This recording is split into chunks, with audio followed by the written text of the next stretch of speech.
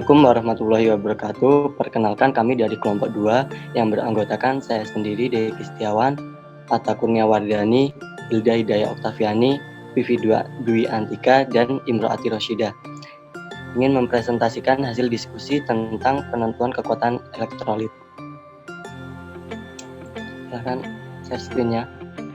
Untuk abstraknya sendiri itu ialah tujuan dari percobaan ini ialah untuk mengukur kelarutan barium iodat dalam larutan KCl dengan berbagai kekuatan ion, menghitung kelarutan barium iodat pada L sama dengan 0 dengan jalan ekstrapolasi, serta menghitung koefisien aktivitas rata-rata barium iodat pada berbagai nilai L dan menguji penggunaan umum Debye atol.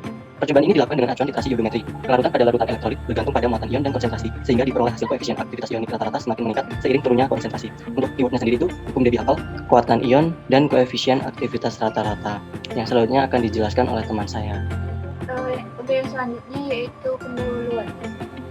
Zat elektrolit adalah suatu zat yang pada saat dilarutkan dalam air akan menghasilkan ion-ion yang dapat mengantarkan arus listrik. Elektrolit sendiri dibagikan menjadi dua, ada larutan elektrolit kuat dan larutan elektrolit lemah.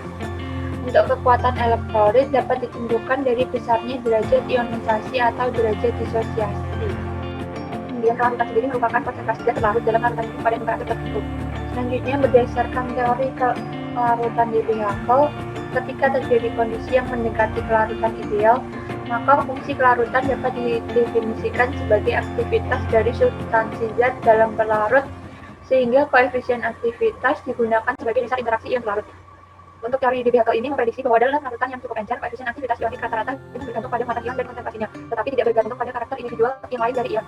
Selanjutnya, kekuatan ion merupakan nilai yang menunjukkan kemampuan derajat disosiasi secara ideal di dalam larutan yang dapat mempengaruhi koefisien aktivitas.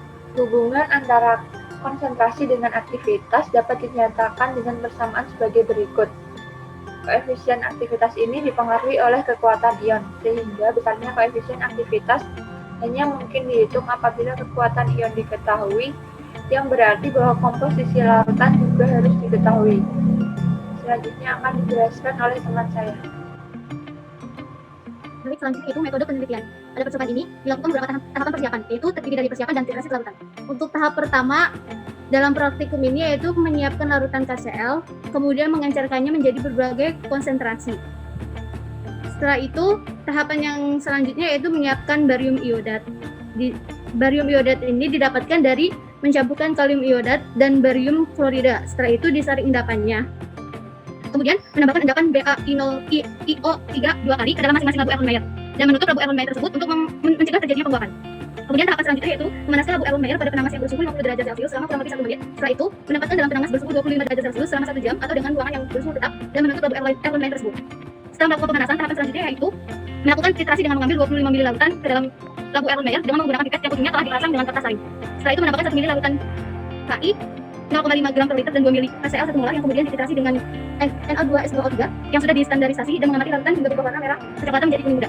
Tahapan berikutnya yaitu menambahkan beberapa tetes amilum dan melanjutkan titrasi hingga warna biru dan hitam menghilang sehingga hasil yang diperoleh berupa volume Na2S2O3 0,01 molar yang diperlukan untuk menitrasi larutan sampel ke dalam masing-masing labu Erlenmeyer.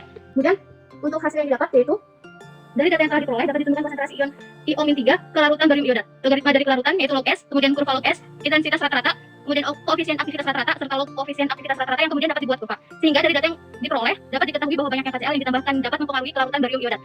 Sehingga jika semakin besar konsentrasi pada KCl yang telah dimasukkan maka semakin kecil pula kelarutan dari barium iodat tersebut.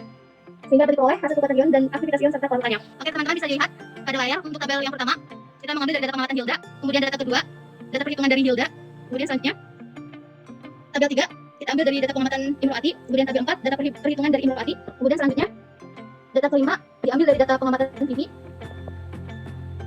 dan data keenam yaitu data perhitungan yang diambil dari datanya Vivi. Untuk selanjutnya akan dijelaskan oleh teman saya.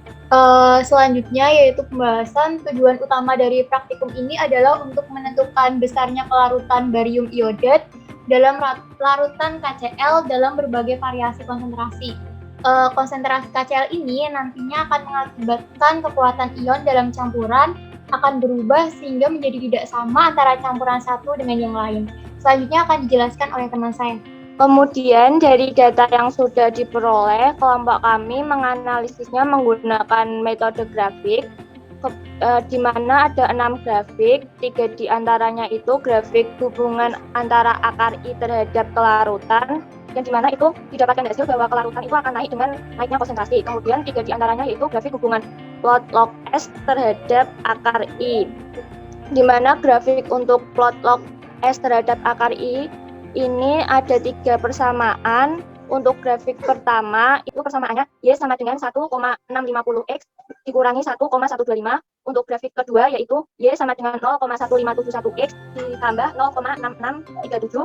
Untuk grafik ketiga yaitu Y sama dengan 3,499X dikurangi 2,672.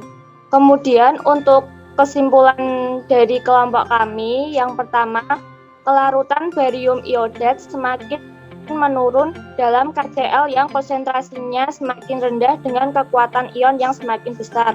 Yang kedua, kelarutan barium iodat pada 1 sama dengan 10 dengan ekstrapolasi adalah 2,128 dikali 10 pangkat 3. Yang ketiga, dan koefisien aktivitas ionik rata-rata semakin meningkat dengan turunnya konsentrasi.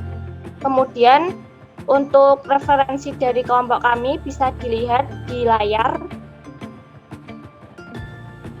Dan presentasi dari kelompok 2, apabila ada kesalahan mohon maaf.